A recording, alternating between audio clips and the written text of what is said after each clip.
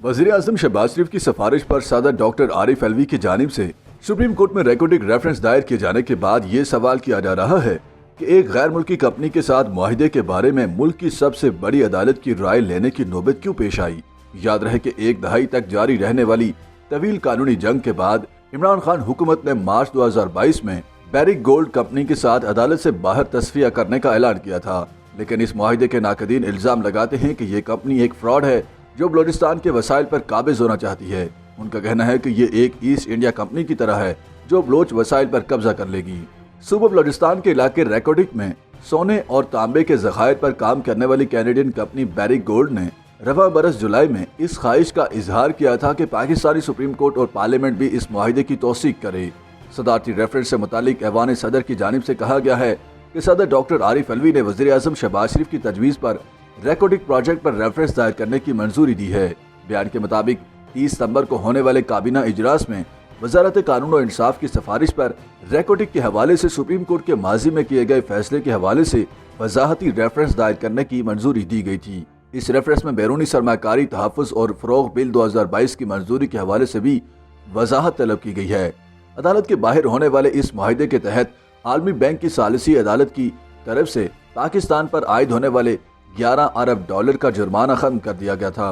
Baric gold ने अपने दीगर शराकतदारों के साथ मिलकर रेकोडिक मंसूबे में दोबारा भारी सरमाकारी करने पर भी इत्तफाक किया था। हुकूमत की तरफ से सुप्रीम कोर्ट को रेफरेंस भिजवाने की सबसे बड़ी वजह माजी में इस अदालत की जानिब से मुआहिदे को कालअदम करार दिया जाना है। मुशर्रफ दौर में होने वाले मुआहिदे को साबिक चीफ जस्टिस इफ्तिखार मोहम्मद चौधरी ने 2013 में कालअदम करार दे दिया था। माहिरीन के मुताबिक कंपनी मुस्तकबिल में किसी भी कानूनी कार्रवाई और माजी में किए गए फैसले को बुनियाद बनाकर दोबारा इस मुआहिदे को खत्म करने के हवाले से तमाम शकूक व शुबहात खत्म करना चाहती है और इस मकसद के लिए पाकिस्तानी पार्लियामेंट और सुप्रीम कोर्ट की मंजूरी चाहती है।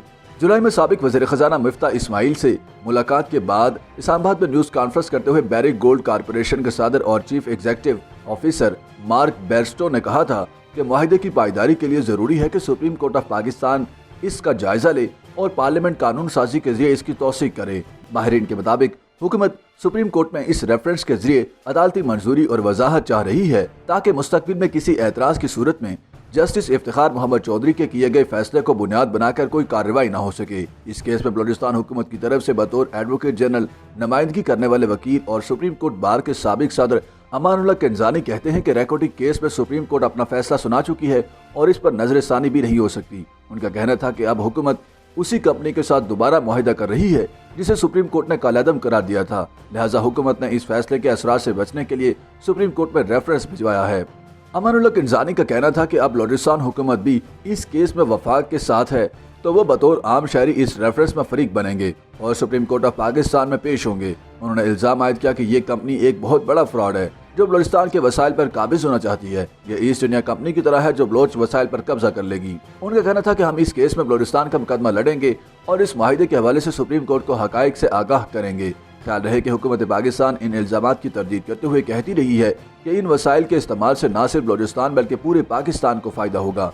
रवां साल 21 मार्च 2022 को पाकिस्तान ने बैरिक गोल्ड कारपोरेशन के साथ अदालत से बाहर एक मुआहिदा किया था जिसके तहत कंपनी ने पाकिस्तान पर आयद 11 अरब डॉलर जुर्माना मुआफ करने और 2001 से रुके कानकिनी के मंसूबे को बहाल करने पर इत्तफाक किया था। वज़ीर आला बलूचिस्तान अब्दुल कुद्दूस बजिंजू और बैरिक गोल्ड कारपोरेशन ने 14 अगस्त 2022 से इस प्रोजेक्ट पर काम शुरू करने का ऐलान किया था। इस मंसूबे से मुताल्लिक जारी मालूमात के मुताबिक इस मंसूबे के मुनाफे में से बैरिक गोल्ड 50%, पाकिस्तान की वफाकी हुकूमत के इदारे 25% और बलूचिस्तान हुकूमत 25% हिस्सेदार होंगे।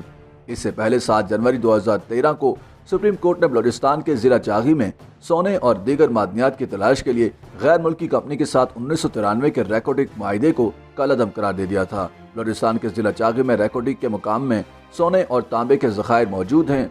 इन ज़खायर की तलाश के इस मंसूबे को रेकोडिक मुआहिदे का नाम दिया गया था। इस मुकदमे की तवील समाअत के बाद दिसंबर 2012 में फैसला महफूज कर लिया गया था, जिसके बाद 7 जनवरी 2013 को अदालत उज़्मा के चीफ जस्टिस की सरबराही में 3 रुकनी बेंच ने अपने मुख्तसर फैसले में हुकूमत पाकिस्तान और एक गैर मुल्की कंपनी के दरमियान इस मुआहिदे को कवायद व ज़वाबित से मुतसादम करार देते हुए कहा कि इस मुआहिदे के तहत मादनियात की तलाश का काम गैर कानूनी है। रेकोडिक के इलाके में सोने और तांबे के ज़खायर की तलाश का काम कनाडा और चिली की कंपनियों के इत्तेहाद टीसियान कॉपर कंपनी ने सन 2006 में शुरू किया था। कंपनी ने इन कीमती धातु के ज़खायर की कुल मालियत का तखमीना 100 अरब डॉलर लगाया था। तاہم مقامی ماہرین کا دعویٰ ہے کہ یہ اندازہ درست نہیں، کیونکہ ان کے بقول علاقے میں 1000 ارب ڈالر مالیت کے ذخائر موجود ہیں۔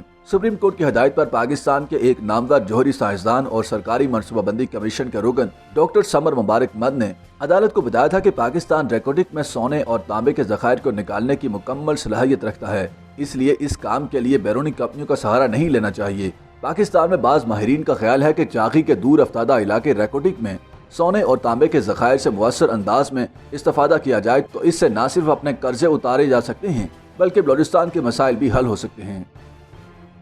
YouTube پر گوگلی نیوز دیکھنے کے لیے youtube.com کی سرچ بار میں googly news T V type کریں۔ گوگلی نیوز کے پیج پر سرخ رنگ کے سبسکرپشن والے بٹن پر کلک کرنا نہ بھولیے۔ YouTube پیج پر اپلوڈ ہونے والی ویڈیوز سے باخبر رہنے کے لیے بیل آئیکن پر کلک کیجیے۔ آپ کو ہر نئی ویڈیو کے بارے میں نوٹیفیکیشن موصول ہو جائے گا۔